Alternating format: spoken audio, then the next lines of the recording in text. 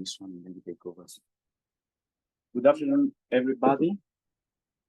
Thank you for coming here and most welcome. We would also like to thank the organizers for giving us the chance to share our ideas on accountability for environmental harm.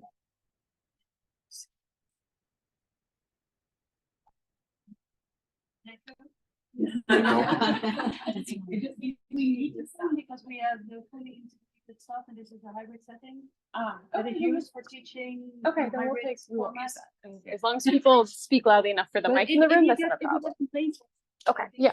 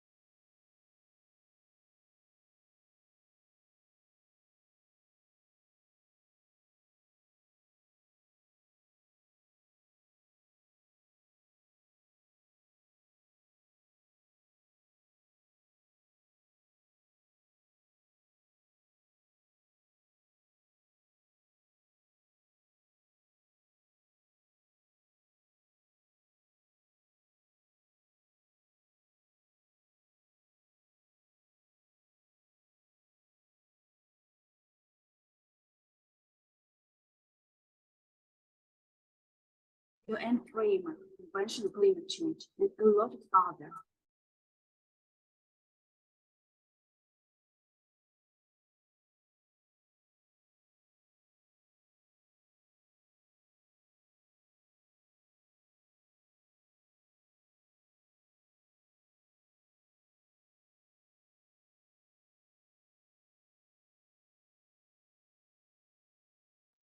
By initiating the process of terminating its participation in the votes of these treaties. This will deprive the aggressor state of the ability to influence decision maker under international environmental treaties, limit its access to financial and technical cooperation instruments.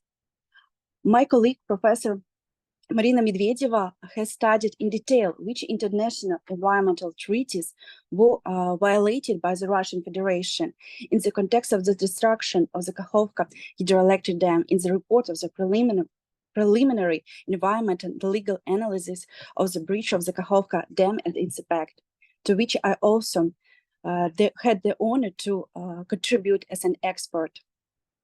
We have this summary report to translate in English. The full report is in Ukrainian. And in the other hand, the big question is what Ukraine does in the national level. It's a huge work about to documenting the environmental war crimes, the ecocide crime, develop the app about eco-zagroza.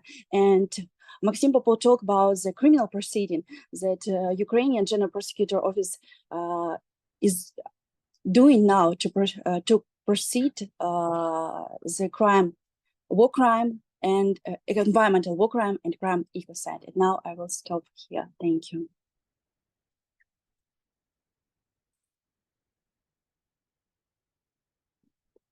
Thank you so much, Nataliia. It was a comprehensive account of the applicable legal framework, zooming in on the environmental aspects, international environmental law, multilateral environmental agreements, how they could also be used in order to hold the Russian Federation accountable for the violations in the conflict, in the ongoing conflict in Ukraine. Many thanks, Nataliia, for this, and of course also for your involvement in many projects that outline these issues and they flesh out the legal consequences. Thank you. We will now move to the practical side of things that usually set the scene for implementation, enforcement, and of course, accountability, which is the main theme of today's session.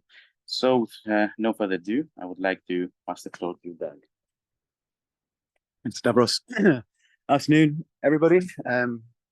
Yeah, hope you're all still bearing with us after a lengthy conference, although a very rich one. I'm just going to talk a little bit about the work we've been doing on Ukraine, which is sort of framed around 3 A's. So one being advocacy, one being assessment, and third being accountability, and how these kind of intersect in what we've been doing. So we've been doing some work on Ukraine since 2015.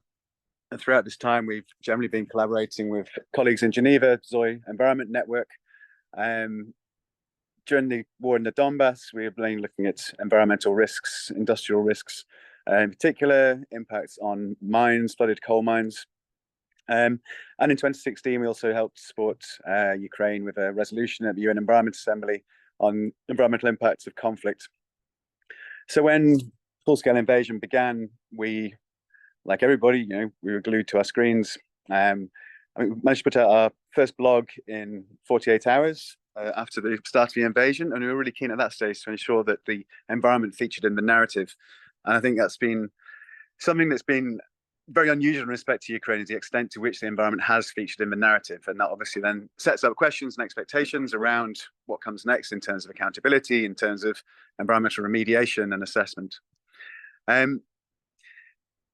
We fairly soon after that began to start thinking about how we can capture what we were seeing in more detail. And it was kind of the start of a database which we are still working on currently. And this was an effort to try and track and capture as much evidence of harm as possible. And I should give thanks to colleague Owen, who's in another session, who's masterminded this approach of creating this database, which is based on incidents of harm. We use open source intelligence, remote sensing, and the focus is to try and identify locations of incidents in time and space and undertake a screening to identify those which are of most potential environmental risk, both to ecosystems and to human health. And then for those ones, do a real drill down to gather as much evidence as we can to help people understand what has happened in that situation. So we have hundreds of incidents in the database. The evidence we gather, because of the nature of open source, but also remote sensing imagery, every day the database and the new incidents are archived with a German NGO mnemonic and given a cryptographic hash to show that they haven't been tampered with, which, yeah, it's an open question still for us, the extent to which this evidence may well be admissible in future legal proceedings. But it's probably more of a focus at the moment is around the advocacy and the assessment parts of what we do. We've been grateful for funding from UNEP and also from OSCE to continue work on the database. And as part of this work, we've also undertaken parallel projects, for example, mapping the boundaries of ecologically important areas in Ukraine. So not only formal areas with a high degree of protection, but also emerald network areas, also areas from the scientific literature, both marine and terrestrial. And again, we can use these in our risk screening process in the database to identify the most serious incidents. Similarly, we've just done some work looking at groundwater vulnerability across Ukraine. Again, this will feed into the database. So we've worked very closely with Zoe Environment Network throughout this, and our two databases are quite complementary. Theirs looks at breadth, the EchoDozer platform, and ours looks at depth. We've used these to generate case studies of particular thematic issues, whether nuclear, fossil fuels, nature, climate risks.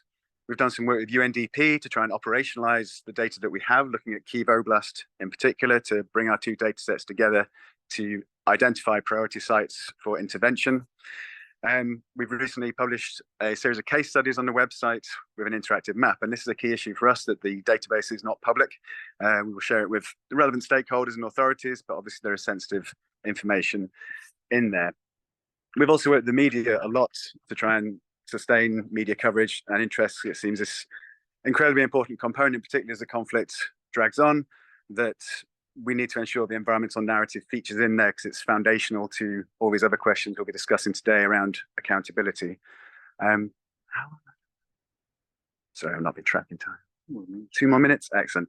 I'll touch very briefly just on some work we did at the UN Environment Assembly this year, where we supported Ukraine in a resolution on environmental assessment and recovery in areas affected by armed conflicts.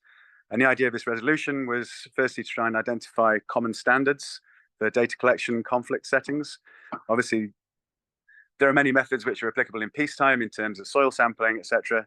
But there are other questions, particularly of how do you determine harm when you don't necessarily have access to areas. And also, there's been so much development in remote sensing and remote assessment.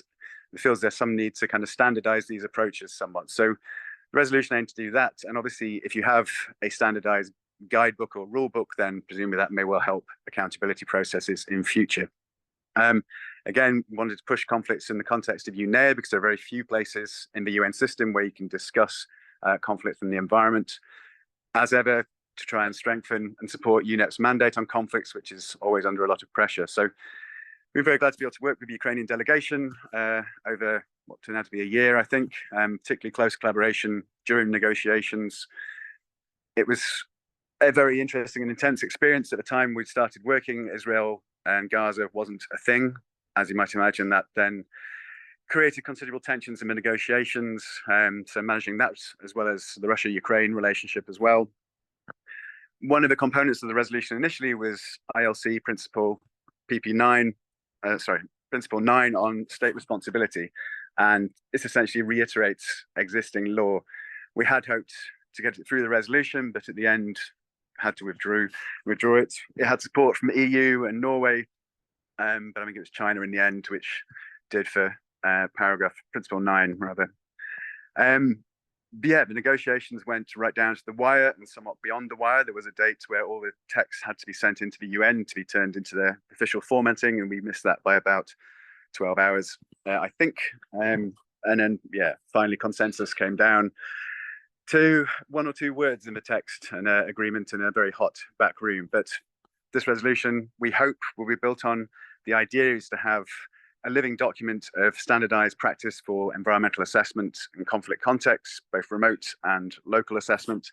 And we hope it will contribute to at least one of these 3 A's. And I will leave it there.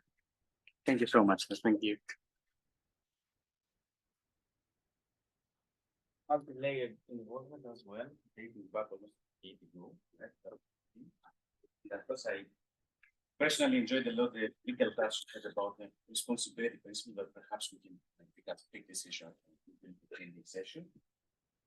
So now I would like to move to the other commissioner, this nice company, Christina from PAX. The floor is yours.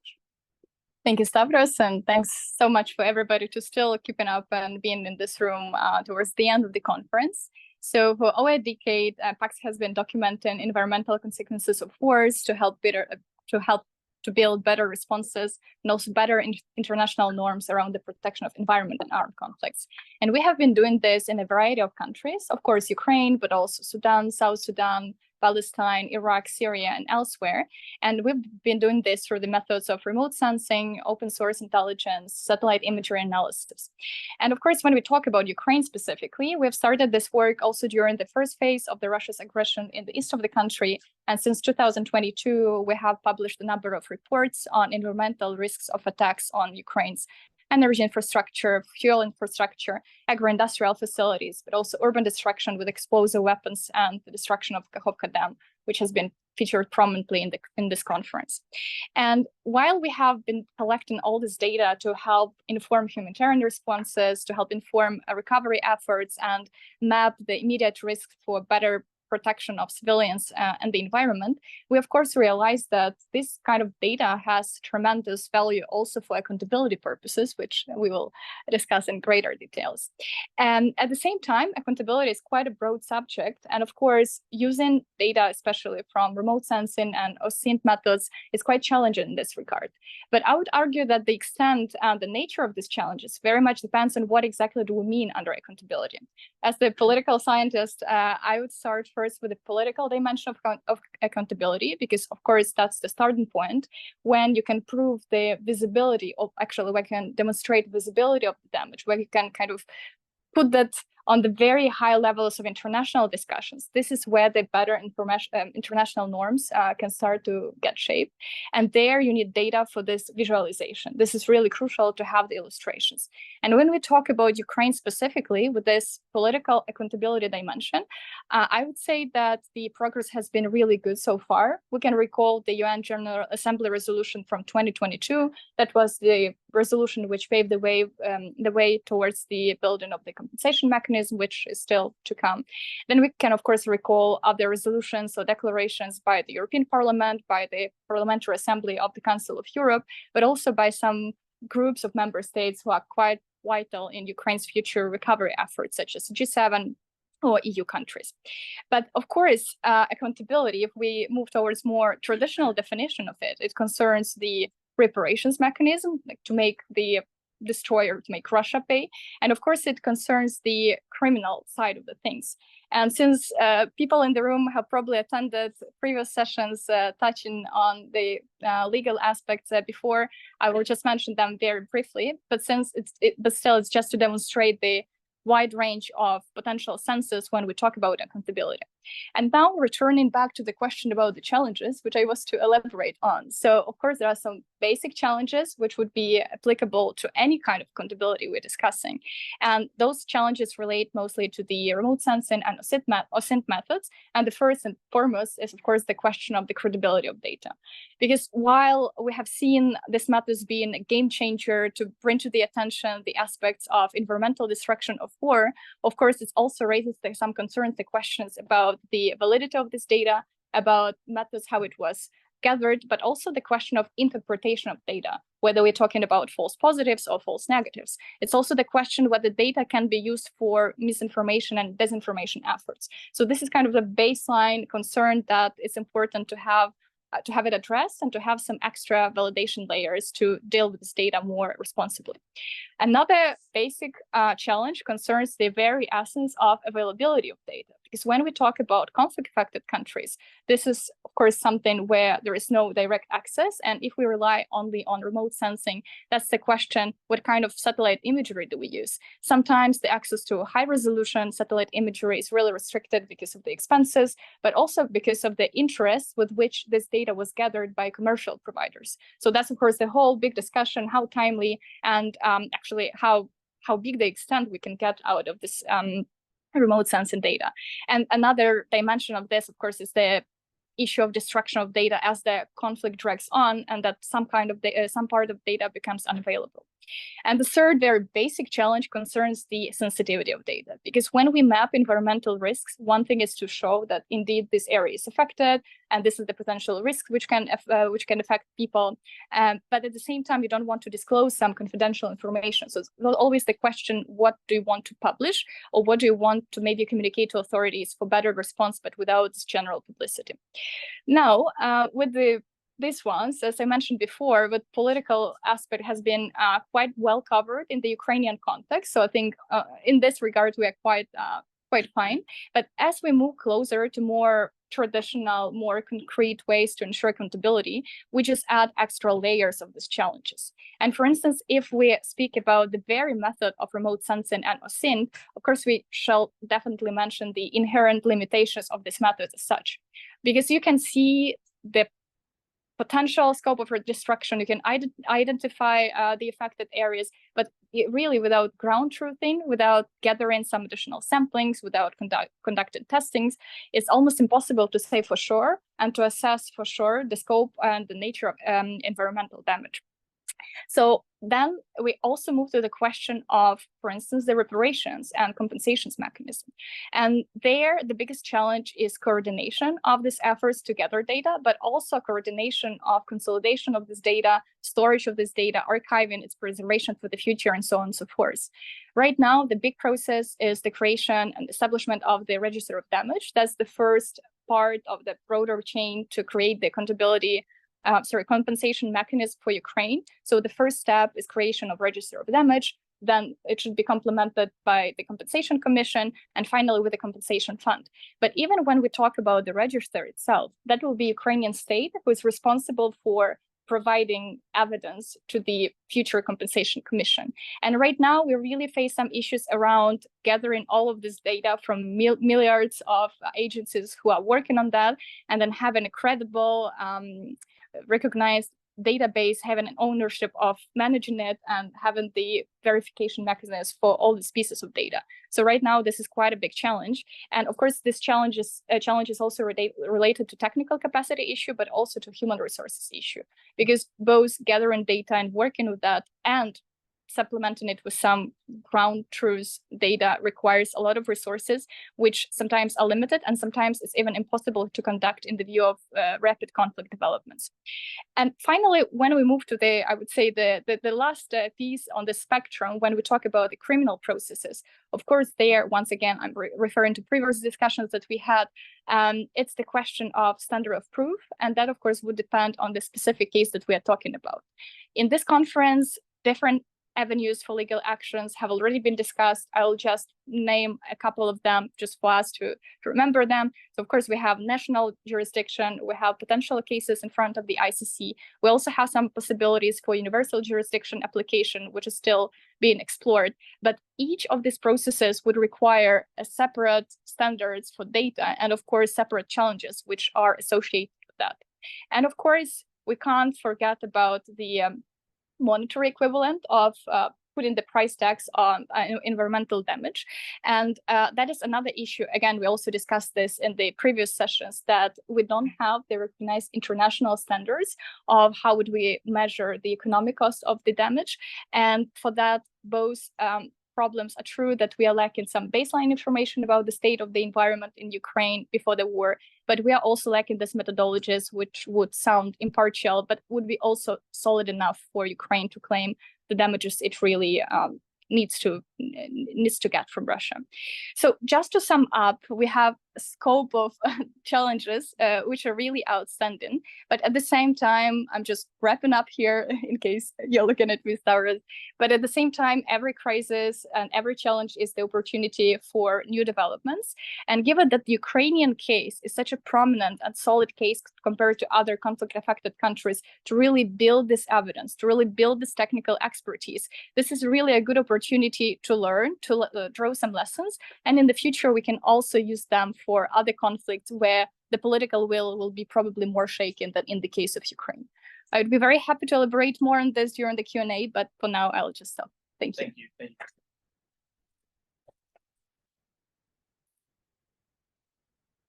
Amazing, starting from the institutional aspect, which I think is very important. It is an essential component in order to build the accountability mechanism. Of course, the challenges in my mind, this can be linked to other sessions we had about economic valuation or the standard of proof before courts or trials of fact.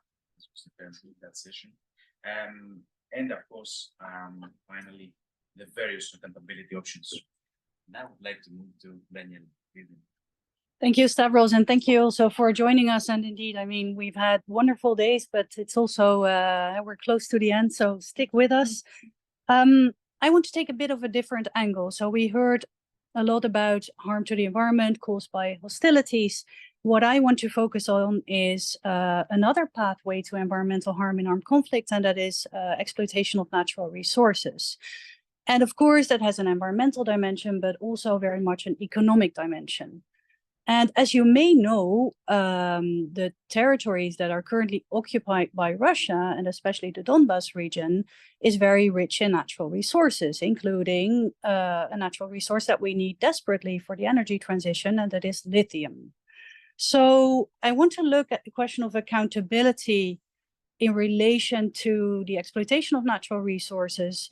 And as you will find out, it's a complex question in the sense that it's difficult to draw a line between what is legal and what is illegal, except if we have obviously solid evidence of a certain pattern. So I will elaborate on that. So first, the starting point for the governance of natural resources, or in any case, the international legal framework for that, is permanent sovereignty over natural resources. And so meaning that every state has the right to use their natural resources for their own purposes. It's also in the human rights covenants, and that all peoples may freely dispose of their natural resources. There's one condition attached to that, which comes from this dual nature as a state right and as a right of peoples, that the state, when exploiting natural resources, must do so for the benefit of the population. And this will be important. That's why I mention it already now. So when we look at the rules applying to occupation, a very first rule that is important is, of course, that an occupying power is bound to respect the national law of the occupied territory, which includes environmental conventions that have been integrated in the national framework. And so that is the starting point. However, when it comes to natural resources, occupation law, and more specifically the 1907 Hague regulations, also provide for a right of usufruct. And I talk about a right, but it's not actually a right. It's framed differently, but for facility, that's the way it is usually framed. So usufruct is about the occupying power being regarded as administrator and usufructory of public buildings, real estate, forests, agricultural estates, etc., situated in the occupied territory, and it has an obligation to safeguard the capital of these properties and administer them in accordance with the rules of usufruct. And we're talking 1907. But basically what it means is that an occupying power has the right to exploit natural resources within certain limitations. So the International Law Commission, in its principles on protection of the environment in relation to armed conflict, translated that into a more modern interpretation. And it says in Principle 20 to the extent that an occupying power is permitted to administer and use the natural resources in an occupied territory for the benefit of the protected population of the occupied territory. So here we see permanent sovereignty and its condition, and for other lawful purposes under the law of armed conflict, being for the maintenance of a civilian administration, it shall do so in a way that ensures their sustainable use and minimizes harm to the environment. So, in principle, Russia has to some extent a right to exploit these natural resources in the Donbas region, but only if it does so for the benefit of the population in the occupied territory and to defray some of the expenses of a civilian administration. So then comes the question how to hold Russia accountable if it takes these natural resources. So, because apparently it has a right. So there we come to pillage. And pillage is both a prohibition under international humanitarian law, and it is a war crime under the Rome Statute. So basically, pillage is nothing more than the theft of property. So natural resources being the property of Ukraine, if Russia takes these natural resources for their own benefit, then they can be held accountable. The question is, of course, where to draw the line. So, of course, the condition that it must be for the benefit of the population is an important one. But especially for third states, when they trade with Russia, to the extent that they still do, if we want to hold them accountable, you will have to find proof that Russia uses these natural resources for their own benefit and not for the benefit of the population. And so that's in terms of accountability. So that's the dimension that I wanted to bring into the discussion. Thank you. Thank you very much.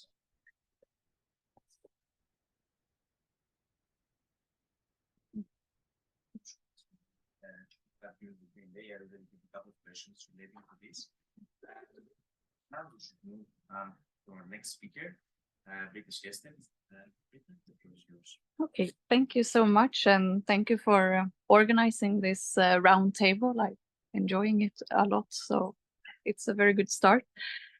So I will switch the perspective perhaps even further away.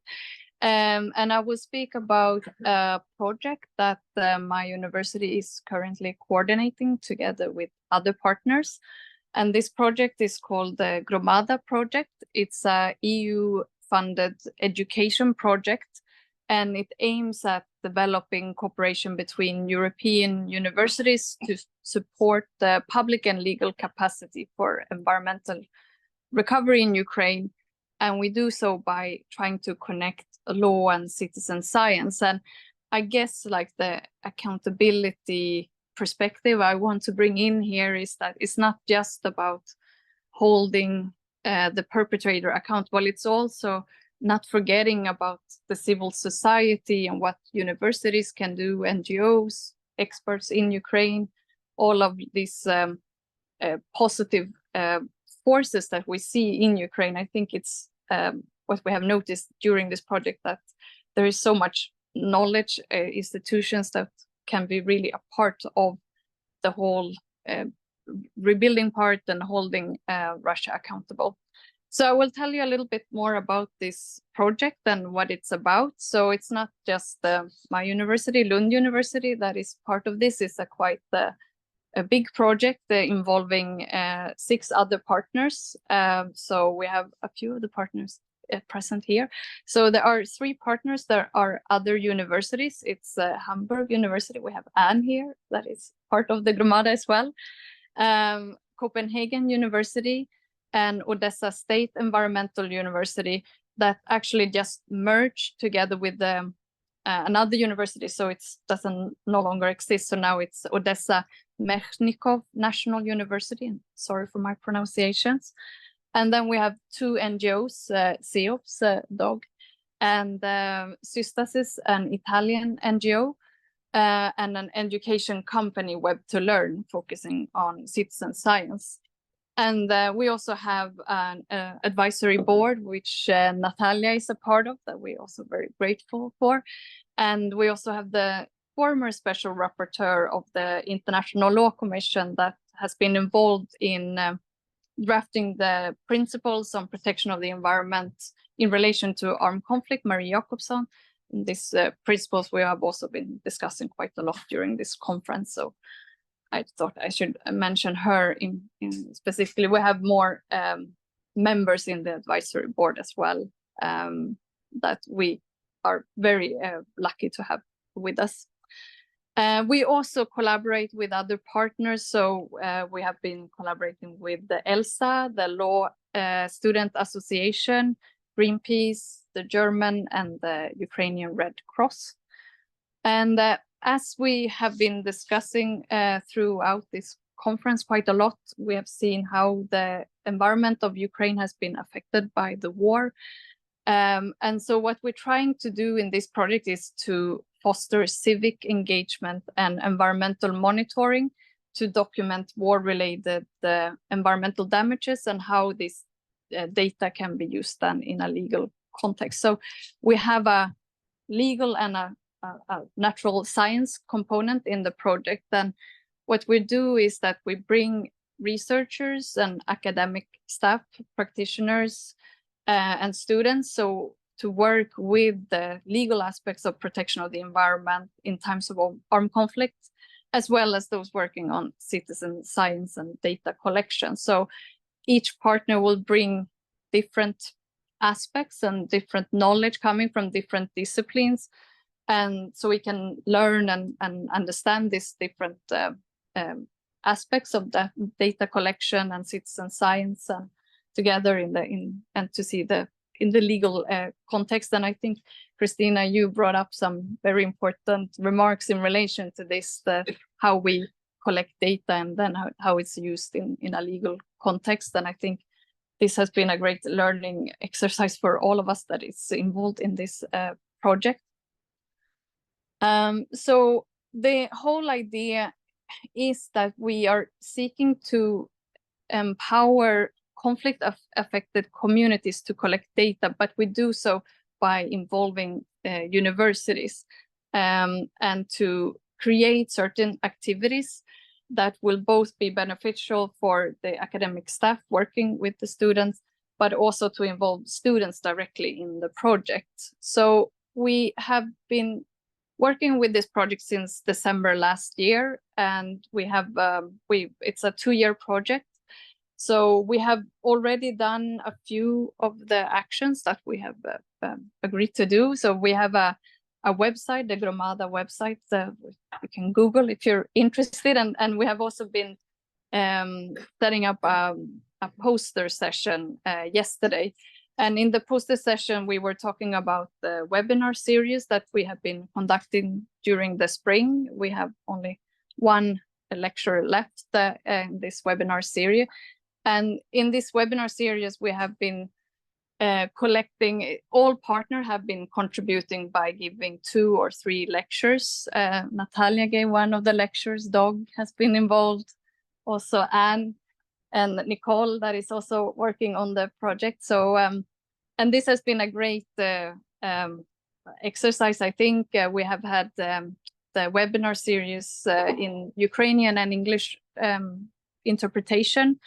And we could see that we had, especially in the beginning of the project, a lot of participants, like many from Ukraine, which was very rewarding for us, working very hard to set up the webinars, to have a lot of participants actually attending the webinars. As we noticed after the pandemic, it became a bit of fatigue of attending webinars, but there's been quite a lot of engagement in this webinar series, and they're all recorded and put on YouTube. So if you're interested, you can go to the poster session and scan the QR code and watch them later.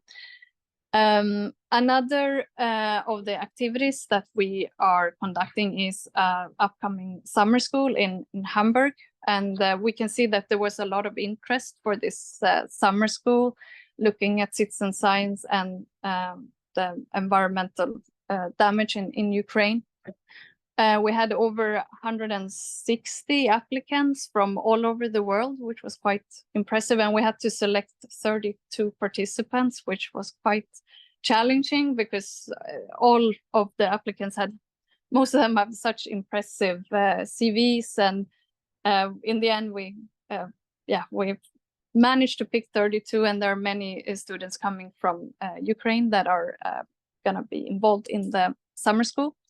And at the later stage of the project, we will also organize law clinics, student projects that are using technology and looking in more to the citizen science component. So I just think like what I wanted to highlight in this intervention is that, we shouldn't forget when we're dealing with accountability, as Christina, you were mentioned, there are many dimensions of accountability, and I think we shouldn't forget what we can do also at universities, NGOs, institutions, besides all of the important work happening in the courtroom and with prosecutors, but also mobilizing the forces at the universities and in the civil society in general in Ukraine. So there is a lot of work, but I think there's also a lot of expertise in Ukraine that are very much fit to do all of this work that is ahead. So yeah, that is what I wanted to say. So thank you. Thank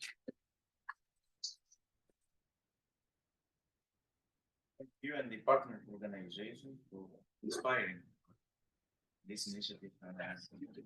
Thank you. I have to confess, I failed in two respects today. First, with respect to the discipline of the audience, I was expecting like a 10-15 minute delay, but we were disciplined. We started with 5-minute delay.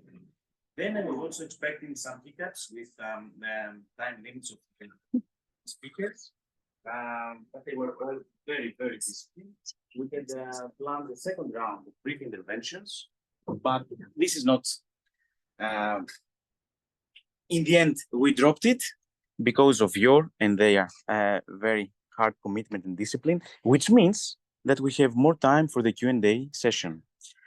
So I would like now to move to the Q&A session. Please feel free to raise your hand, indicate, if possible, name and affiliation, and of course, if there is a specific addressee of your question. We can start with collecting a few questions.